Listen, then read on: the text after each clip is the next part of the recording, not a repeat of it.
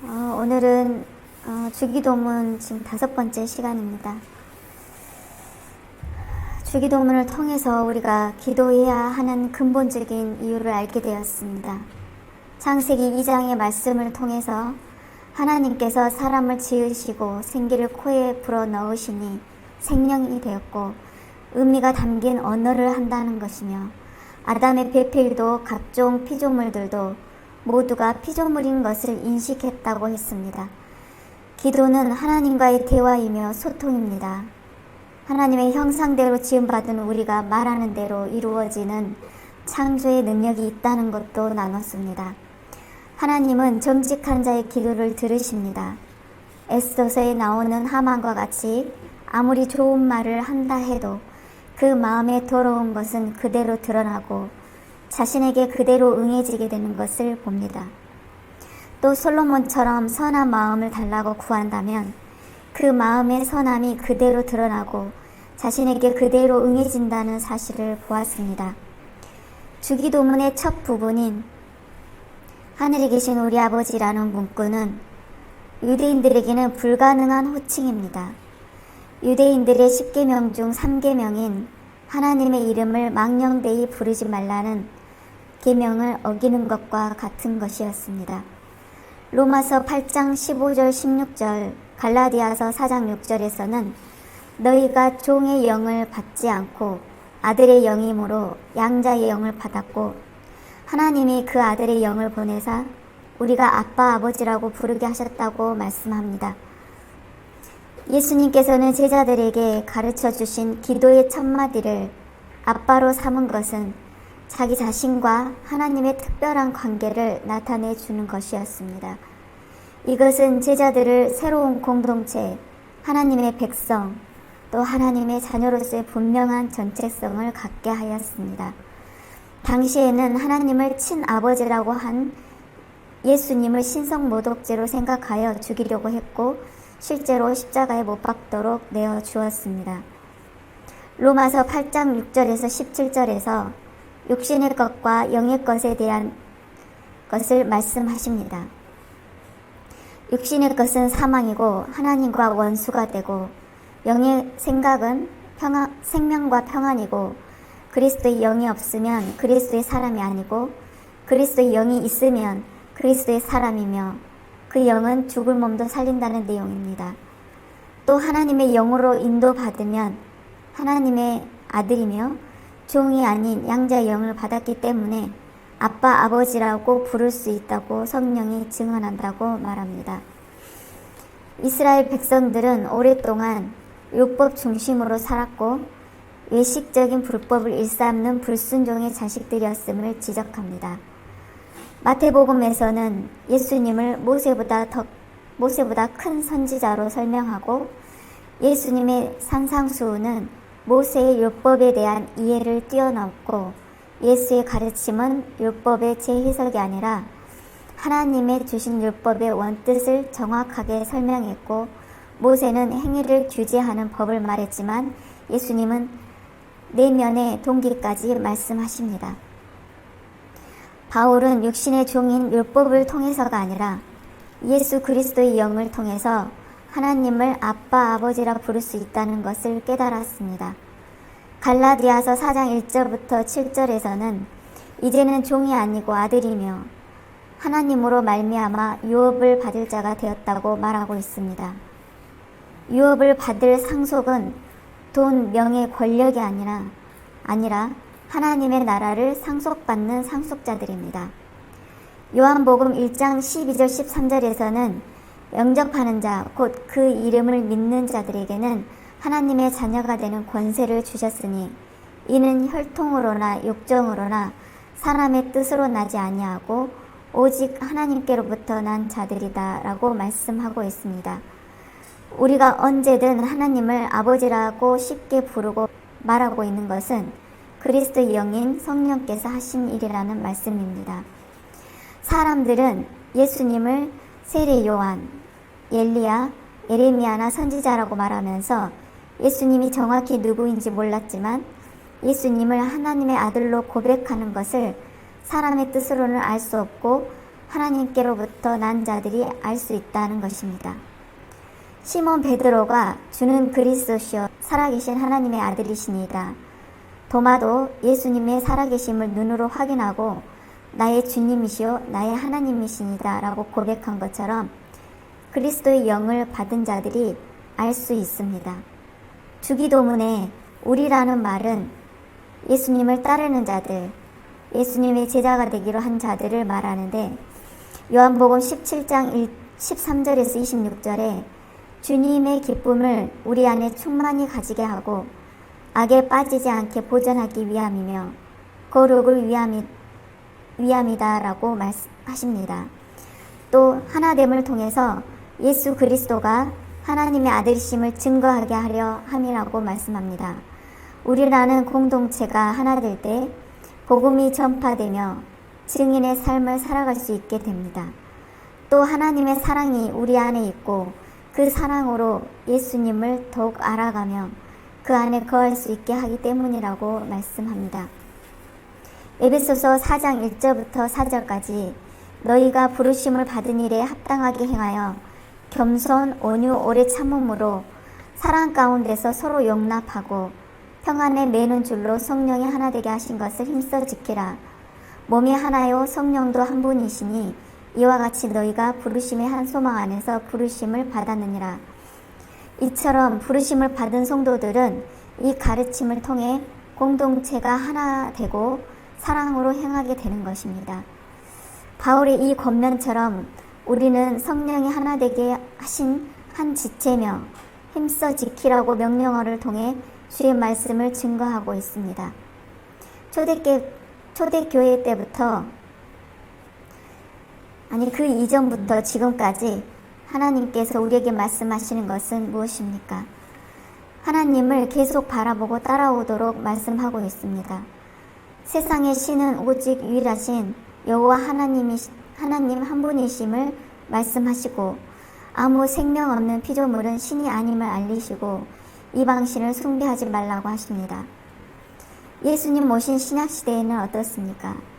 인간의 죄악은 끝이 없고 아무도 해결할 수 없는 죄를 단번에 죽음으로 죄인에서 의인으로 사망에서 생명으로 우리를 살리신 예수를 말미암아 구원의 길로 인도하셨습니다.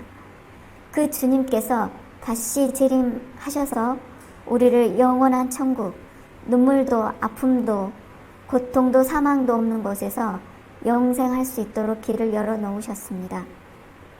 그 주님을 모든 사람에게 전하는 것이 예수님의 제자들이 할 일이고 그 제자들이 전파해야 할 복된 소식 복음인 것입니다. 그런데 지금의 우리는 어떻습니까?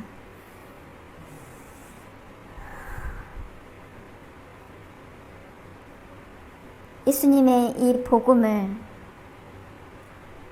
저희가 망각하고 잊어버리고 살 때 너무나 많이 있습니다. 초대교회 때 제자들이 예수님의 복음을 전파하는 제자들을 양육하였던 상황을 돌이켜 생각해 봅니다. 예수님께서 승천하시기 전 제자들에게 이렇게 말씀하셨습니다. 너희는 가서 모든 민족을 제자로 삼아 아버지와 아들과 성령의 이름으로 세례를 베풀고 내가 너희에게 분부한 모든 것을 가르쳐 지키게 하라. 내가 세상 끝날까지 너희와 항상 함께 있으리라 라고 말씀하셨습니다. 주의 복음을 전하셔서 은혜를 받고 성도가 된 사람들을 말씀으로 가르쳐서 그리스도의 장성한 분량이 충만한 데까지 성숙한 신앙의 인격을 갖춰서 봉사일을 하게 해야 하는데 우리는 그렇게 하지 못하고 있는 모습을 봅니다. 주의 말씀을 접한 그들이 예수 그리스도를 인격적으로 만날 수 있도록 하고 그들의 믿음이 바르게 세워진 후에 다른 일들을 할 수 있도록 다른 봉사들을 할 수 있도록 해야 오래도록 함께 갈 수 있고 같은 마음 같은 뜻으로 분열이 아니라 합심하여 해나갈 수 있을 것입니다. 그런 그들이 말씀을 전체적으로 알 수 있도록 양육하고 또 기도는 어떻게 해야 하는 것인지 가르치고 예배는 무엇인지 가르쳐서 그들로 바른 믿음 생활을 해 나갈 수 있도록 가르쳐야 될 것입니다. 그들의 믿음이 바로 세워진 뒤에 교회의 여러 가지 봉사 직분도 순종하는 마음으로 해 나갈 수 있을 줄 믿습니다. 예수님께서 원하시는 제자들은 어떤 제자들이었을까요? 우리가 예수를 믿는 이유는 무엇입니까? 모든 인류가 구원받고 영생 얻는 것 아닙니까? 다시 말씀드리지만 바쁜 일상 속에서 앞만 보고 달려온 우리들, 잠시 바쁜 발걸음, 또 분주한 마음을 내려놓고 하나님 앞에 내가 가는 이 길이 하나님께서도 원하시는 길인지 생각하고 분별하여서 하나님의 뜻하시는 방향대로 행하시는 우리 모두가 되시기를 바랍니다. 제1순위는 복음 전파입니다. 이것을 잊지 않으시길 바랍니다. 또 기도는 어떻게 하는지 모르는 경우도 많고 현재 우리가 하는 기도가 하나님께서 기뻐 받으시는 기도인가 또 주의 뜻대로 구하는 기도인가 생각해보는 시간이 되길 원합니다. 기도는 기독교뿐만 아니라 다른 종교에서도 기도를 합니다. 그렇지만 다른 종교는 아무 힘도 없고 능력도 없는 피조물에게 간청합니다. 피조물은 무엇입니까? 하나님께서 창조하신 것들입니다. 그것들은 생명력이 없고 하나님의 창조물이기 때문에 무능력합니다. 그러나 하나님은 우주와 천지만물을 창조하신 또 지금도 살아계셔서 모든 것을 주관하시고 역사하시는 전지전능하시고 무소부재하시고 영원불멸하시는 분이십니다. 그런 주님께 우리는 기도할 때 내가 원하고 바라는 것만 구합니다. 그것은 기복신앙으로 무속신앙에서 나온 것입니다. 하나님께서는 우리와 소통하시고 교제하시길 원하시지 우리가 원하는 것을 무조건 들어주셔야만 하는 요정 같은 신이 아닙니다. 하나님과 소통하시기 위해서는 상대방의 말을 잘 들어주듯이 하나님 말씀에 내 귀를 기울이며 하나님과 소통해야 합니다.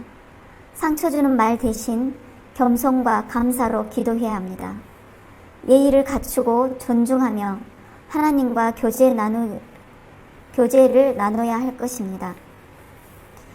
좀 더 구체적인 기도 방법은 아침에 일어났을 때 하나님께 감사 기도를 주님께 드리는 것입니다. 평안히 잘 자고 건강하게 일어나게 해주신 주님을 찬양하는 것입니다. 데살로니가전서 5장 18절에 범사에 감사하라. 이는 그리스도 예수 안에서 너희를 향하신 하나님의 뜻이니라 라고 말씀합니다. 감사의 마음은 뇌의 전전두엽과 보상 회로를 동시에 자극하여서 긍정적인 감정을 강화하고 스트레스 호르몬인 코르티솔을 낮춥니다. 아침에 감사하는 사람은 하나님이 여전히 주권을 갖고 계신다는 믿음에서 나온 것입니다. 감사로 시작하는 사람은 그 하루를 하나님의 은혜 안에 유지시키는 사람입니다. 감사는 조건을 넘어 하나님의 성품과 신실하심을 출입하게 됩니다. 또 성령 충만을 구하는 기도입니다. 하루를 이기는 영적 에너지가 됩니다. 우리는 오늘 하루는 내가 계획대로 이끌 수 있다고 생각하지만 뜻하지 않은 유혹이나 시험, 예기치 않은 사건들은 우리의 의지와 결심으로 감당하기 어렵습니다. 그래서 아침에 드리는 성령 충만한 기도는 내 힘이 아니라 하나님의 힘으로 살겠다는 고백이기도 합니다. 에베소서 5장 18절에 오직 성령으로 충만함을 받으라. 여기서 받으라는 현재 진행형으로 매 순간 계속해서 성령 충만함을 유지하라는 것입니다. 사도행전의 사도들은 예수님이 떠나신 후에 두려움에 사로잡혀 있었지만 성령 충만 후에는 권력자들 앞에서도 담대히 복음을 선포했습니다. 예수님도 공생애를 시작하시기 전에 성령 충만함을 받으셨는데 우리는 더욱 말할 것도 없을 것입니다. 성경 속 성령 충만 사례로는 사도행전 6장에 스데반은 돌에 맞아 순교하는 그 순간에도 성령 충만하여 돌로 치는 자들을 위해 기도했다고 합니다. 또 바울은 아시아로 가려던 계획을 접고 마게도냐로 향한 것도 성령의 인도 때문이었습니다. 성령께서 운전대를 잡으시면 인생에 끌려다니는 것이 아니라 하나님의 뜻에 끌려가는 인생이 됩니다. 성령께서 운전대를 잡으시면 우리는 상황에 끌려다니는 것이 아니라 하나님의 뜻에 끌려다니는 인생이 됩니다. 성령님 제 안에 충만히 임하셔서 오늘 제가 말하는 것, 듣는 것, 생각하는 것, 결정하는 것마다 주님의 통제와 인도가 되게 하소서라고 하는 이 고백이 자기 중심에서 하나님 중심으로 방향을 바꾸는 선언입니다. 우리의 삶의 주인은 하나님이십니다. 주권을 인정하는 기도는 단순히 겸손한 척 하는 말이 아니라 하나님의 통치를 실제로 받아들이겠다는 믿음의 행동입니다. 잠언 16장 9절에 사람이 마음으로 자기의 길을 계획할지라도 그의 걸음을 인도하시는 이는 여호와이시니라. 우리는 계획하지만 이 계획이 이루어질 수 있는 것은 하나님의 주권 아래 있을 때입니다. 예수님도 겟세마네에서 내 원대로 마옵시고 아버지의 원대로 하옵소서라고 기도하셨습니다. 하나님의 뜻에 따르는 것이 고통스럽고 불편해도 그 길이 가장 선한 길임을 예수님이 보여주셨습니다. 아브라함도 이삭을 번제로 드렸을 때 자기의 뜻과 감정보다 하나님의 명령을 우선했습니다. 사도 바울도 전도 중에 여러 번 자신의 계획을 바꿨습니다. 마게도냐 환상을 보고 방향을 바꾼 것은 성령의 인도하심을 주권으로 받아들였기 때문입니다. 또 보호와 안전하심을 구하는 기도입니다. 이스라엘 백성은 40년 광야 생활 동안 구름기둥과 불기둥의 인도하심을 받았습니다. 낮에는 뜨거운 태양과 방향 감각 상실에서 보호했고 밤에는 추위와 어둠 속에서 빛과 안전을 주었습니다. 신약에서는 바울이 수많은 위험을 당했지만 하나님의 보호하심 덕분에 사명을 마칠 수 있었습니다. 하루의 첫 시간을 감사로 시작하고 성령 충만하고 하나님의 주권을 인정하고 그분의 보호와 인도하심을 구하시는 기도로 시작하시기를 바랍니다. 시편 5장 3절 여호와여 아침에 주께서 나의 소리를 들으시리니 아침에 내가 주께 기도하고 바라리이다 라고 말씀합니다. 우리의 삶 속에서 기도는 절대 빠져서는 안 됩니다. 아침에 이 기도를 시작하고 시시때때로 하나님과 소통하셔서 승리하시는 여러분 모두가 되시기를 소망합니다.